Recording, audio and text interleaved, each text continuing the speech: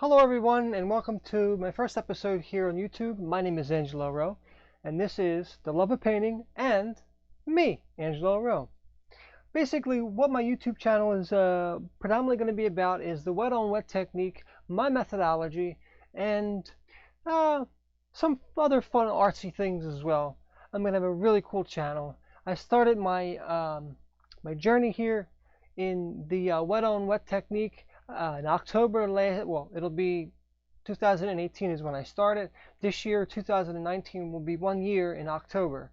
It's been a wonderful journey. I learned a lot. Some of my heroes, some of my inspirations are Bob Ross and William Alexander, among others as well. So what we're going to be going over here, here up on the canvas today is the application of the base coated witch we apply to the canvas before we begin to paint.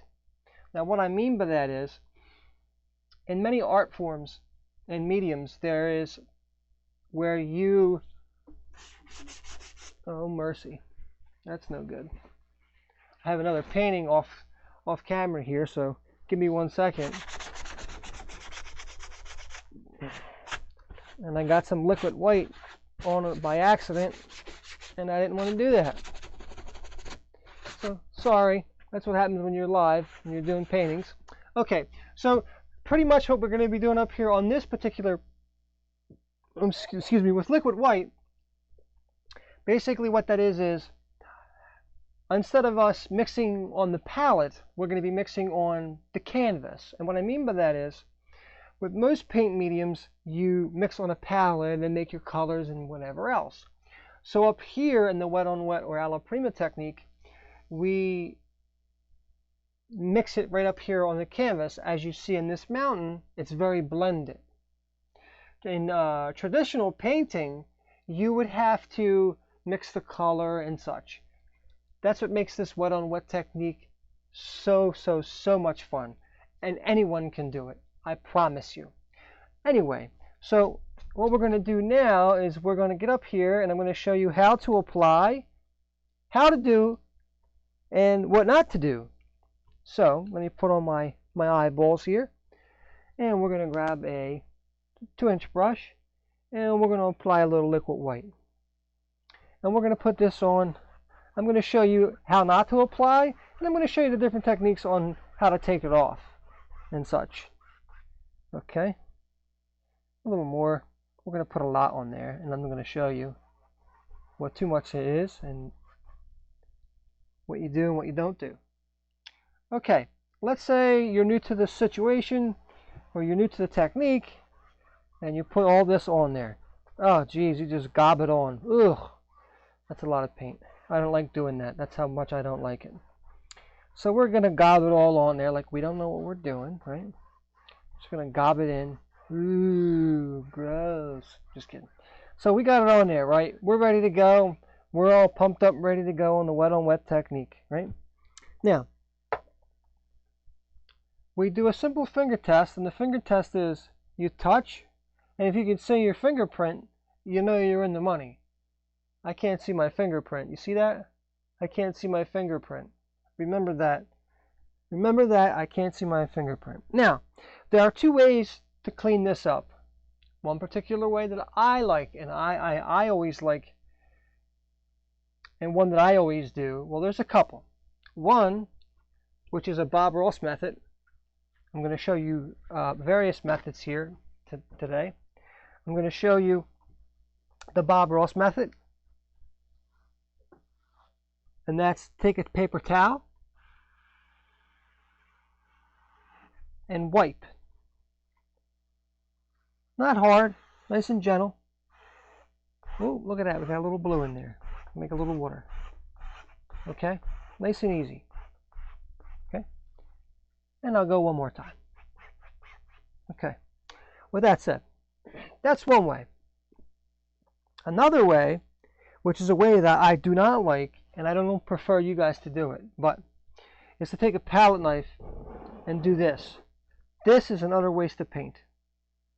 I see anybody doing this, I get very upset. And I'm going to show you why in just a second. Okay? we're going to take all this off. Okay? I'm wasting my paint. It kind of makes me cry because, not really, but you get me. Okay? And then the other way is a brush. Simply. When you get this down, this technique down, you could use a brush and brush out the high spots. We got some purple on there. I'm doing this purposely to where you can see just how it's supposed to be. Okay, you can see me applying that on there, the purple. I'm just giving you so you can see it on your computers or your phones. You can get an idea of how it's supposed to look. And we can come down here and knock some of that paint off of there. And we'll come by again, back and forth. Okay?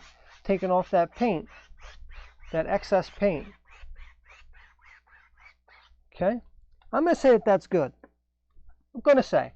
So we're going to take a nice clean finger, like I mentioned to you just a few minutes ago, and we're going to touch. We're going to touch. We're going to touch. We're going to touch. That's what you're looking for. You want to be able to see your fingertip. You see that?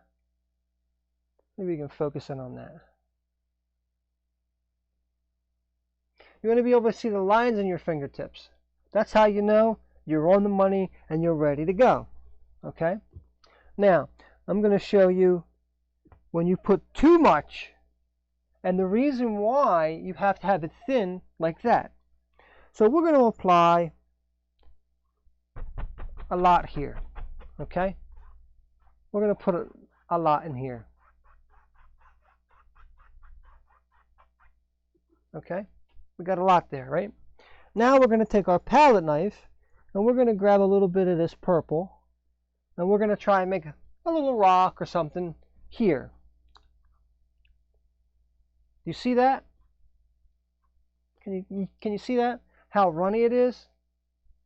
Now, there's so much liquid white on there, I can take that color off the canvas without even leaving a mark. Okay? This is how you know you have too much, is when the paint doesn't stick and it drags and you have blotches of paint. So, if you know you have too much, you can just come by with a knife and just scrape it off. Okay? Just scrape it off. And then you can always come back with a little liquid white or whatever it is that that you're using. At that time, if you want to tint your liquid white, like I did for you on this demonstration. But here I can just come back, because I have a lot of that left on the brush from the previous time that I just showed you guys a few minutes ago. And we'll just make this liquid white for the rest of the way. Okay? Now, that's probably too much on there. So I'm going to use another nice, clean, dry 2-inch brush. Okay? Sometimes the hairs do come out of the brushes. It's no big deal. And I'll do this twice. Knock some of that paint off, and I'll just come back again. Now, as you can see, I don't know if you can see that on your sets or on your computer screens, but the purple that I put in there comes up. Now, you can practice it this way. There's nothing wrong with that. Very, very small. It could be any color, black, whatever that's going to really, really give you a punch and show up. You can apply that with a little bit of liquid white. Nice and thin, wipe it off with a paper towel. You're still going to have that purple or whatever color that you're using as an undertone. And then come back again and put the liquid white over the top. Nice and easy. Brush it out. Specifically brush it out to where you get an idea on how much is, you really need there. And that's about right. That's a fingertip. So, with that said, my friends, that's going to conclude this episode, or volume 1 or step 1 of this process. I'm going to take my glasses off because there's light that's shining over here in front of me. So I want to thank you guys for tuning into my video, and look out for not season 2, but episode 2 that'll be coming up probably within the next couple of days. and I'm going to take you. I'm going to walk you guys through all the steps to work in this Alla Prima technique and the Bob Ross style and my methodology and what I've learned and what I'm going to continue to learn. And I just want to grow and I want to share. So guys, gals, everybody, peace, love, and happiness. Until next time, your friend, Angelo Rowe. Bye-bye.